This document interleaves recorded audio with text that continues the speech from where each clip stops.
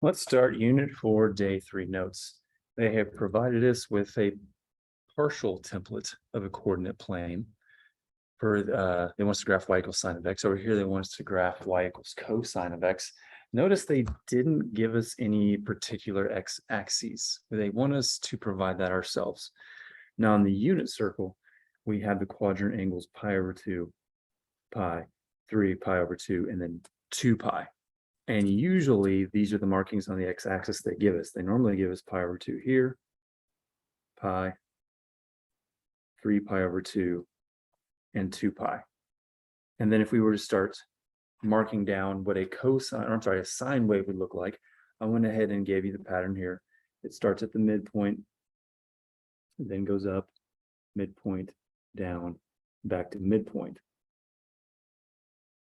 Okay, over here for cosine waves, if we wanted to label these x-axes here, according to our quadrant angles of the unit circle, that would be pi over 2, pi, 3 pi over 2, 2 pi. Here's the pattern for cosine. We start up, middle, down, middle, up.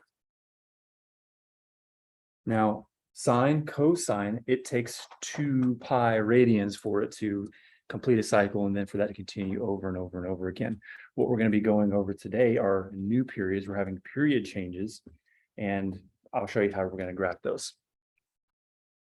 You see how, for example, one here, they have y equals sine 1/3 times x. That number in front of x, that's going to change the period. That formula for the change of period is 2 pi divided by b, and that's going to give you our new period. Now, b in this case is the number in front of x. So if we were to begin solving this out, 2 pi divided by 1/3, remember that's the same thing as 2 pi over 1/3 is the same thing as 2 pi divided by 1/3. We now want to do keep, change, flip. Let's keep 2 pi, change from division to multiplication, and flip 1/3 to 3/1, or simply 3. And then now we can multiply 6 pi. This is our new period. It's going to take 6 pi radians for it to complete one cycle. It's going to take a little bit longer. Now, let me back up a little bit. You see how on our x-axis here we had 1, 2, 3, 4 markings? We need 4 markings here also. Starting from the origin, we're going to go 2 boxes to the right, another 2 boxes, another 2 boxes, and then stop there. Now, this very last dash, this indicates the end of our cycle. We have already determined that's 6 pi. Well, in order to figure out what the rest of these dashes are, what we're going to do is we're going to take 6 pi to start with,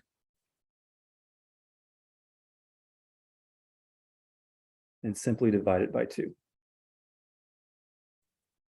And that's going to give you this middle marking right there. Let me clean this up. I want this to be a little bit more uniform. So I want 6 pi to be here. Okay, so in order to find the distance, well, what is this dash here? We could simply do 3 pi, divide that by 2. Well, that doesn't simplify any further, and that will give us this dash there. 3 pi over 2. Now, in order to figure out this dash here, what is this x-axis marking going to be? We're going to take 3 pi, add it to 6 pi.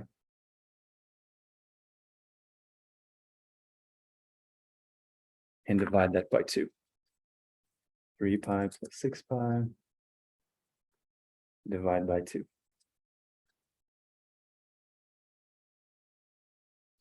We now have our 4 x-axes marked.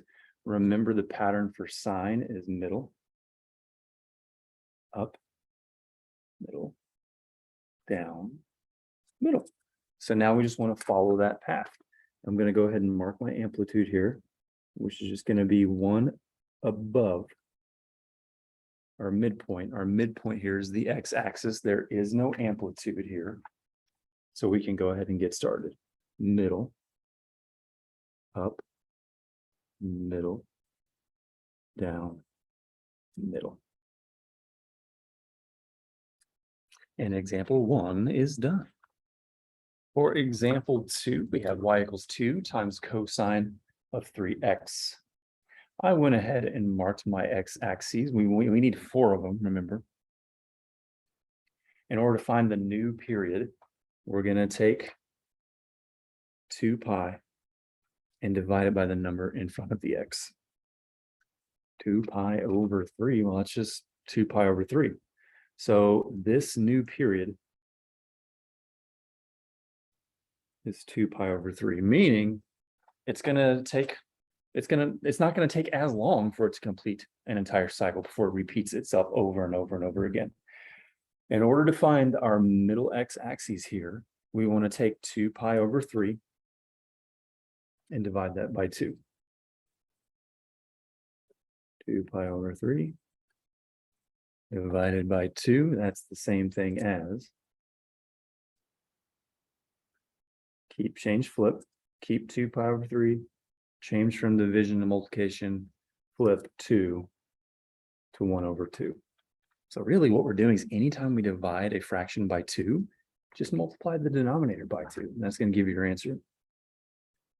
2 pi over 6. What does that reduce to? Pi over 3. So our middle x-axis is going to be pi over 3. In order to determine this one, you're going to do 0 plus pi over 3. Well, that's just pi over 3 divided by 2. But remember what I just said we can do? Anytime we're dividing a fraction by 2, just multiply the denominator by 2. So here we would have pi over 6. In order to find the x-axis here, we're going to take this x-axis, this x-intercept, I keep saying x, whatever. I'm going to take these two values, add them together, and then don't forget to divide them by 2. So I'm going to take pi over 3, add it to 2 pi over 3. Don't forget, though, we have to divide that by 2 in order to get the one that's between the two of them. Pi plus 2 pi.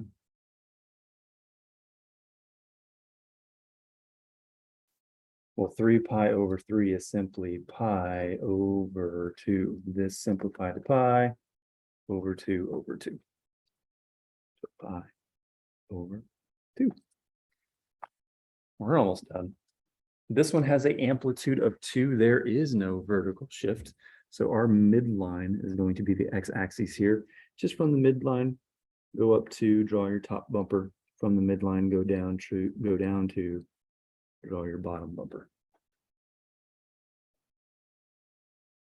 Here is the pattern for cosine. I went ahead and wrote that down for you. So we're going to start up, middle, down, middle, up, and connect.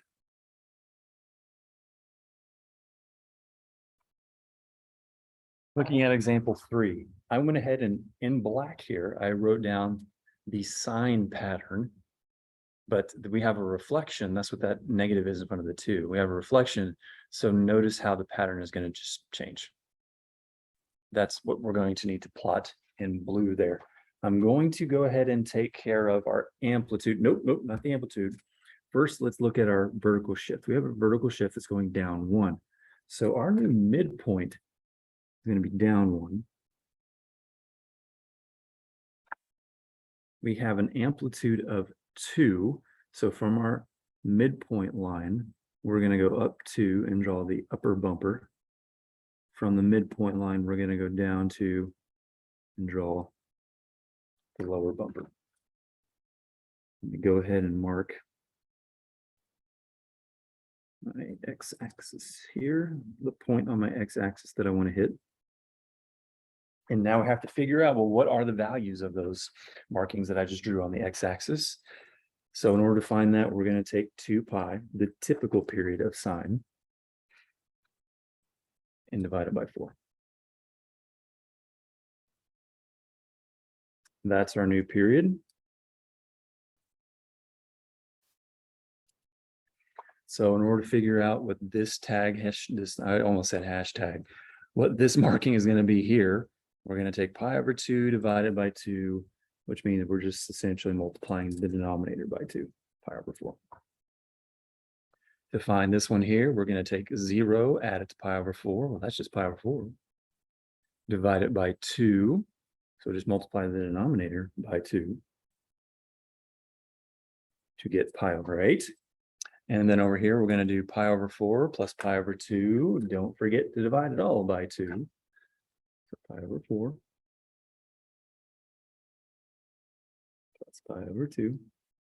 Divide it all by 2. We're going to use some cross multiplication here. Pi times 2 plus pi times 4 over 4 times 2 all over 2. 2 pi plus 4 pi all divided by 2. 6 pi over 8 reduces to 3 pi over 4 all divided by 2. Keep change flip. 3 pi over 4 times 1/2 3 pi over 8.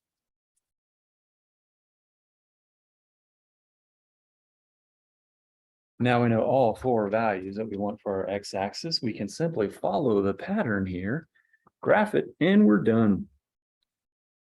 Middle, bottom, middle, top, middle.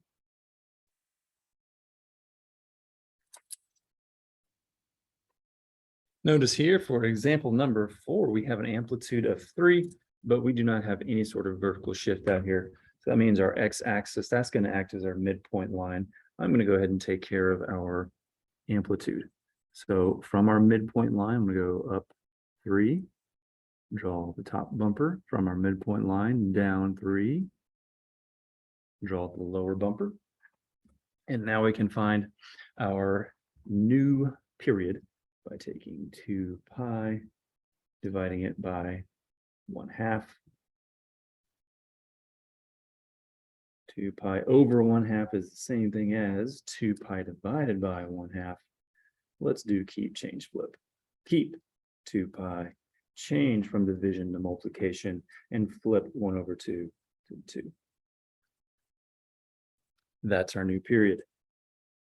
That's the x-axis we need. We need that x-axis. We need that x-axis. We need that x-axis. This very last one is going to be 4 pi. 4 pi divided by 2. 2 pi divided by 2. 2 pi, but 2 pi plus 4 pi is 6 pi. And 6 pi divided by 2 is 3 pi. There's our pattern for sine waves. So let's just follow the pattern. Middle, top, middle, bottom, middle. And that's how we're going to graph whenever we have a period change.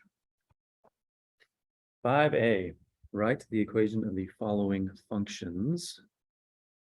Sine, okay, sine, y equals sine, amplitude of 2, period of 4 pi.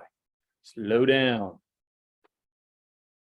Remember, the formula in order to find your new period is 2 pi over b.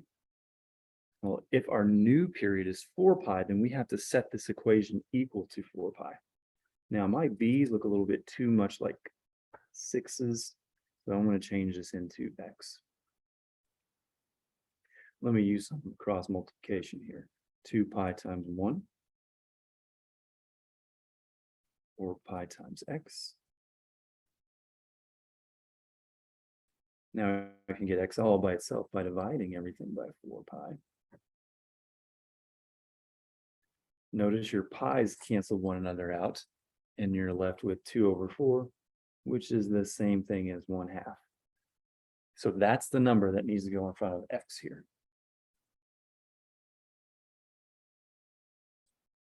And we're done. That's your answer for 5A.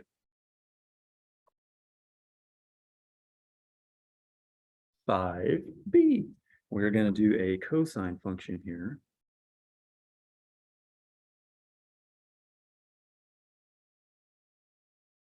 Let's see, amplitude of 3. Period of 7π/4. We'll come back to that in a second. Vertical shift down 2. And a vertical reflection. Okay, now let's go figure out what 7π/4 would be here, because we know we're going to have x, we're going to have a number in front of x, but it's not going to be 7π/4. So we're going to take 2π instead of over b, I want to do over x because my b's look like 6's. Set that equal to what the new period is.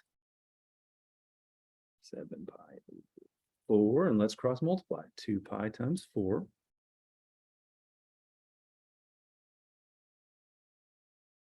Seven pi times x.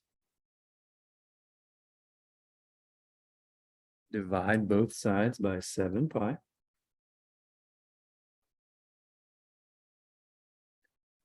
Pi's cancel one another out. This is our number that needs to go in front of x in our equation. And that is your answer for 5B. Now go do your assignment.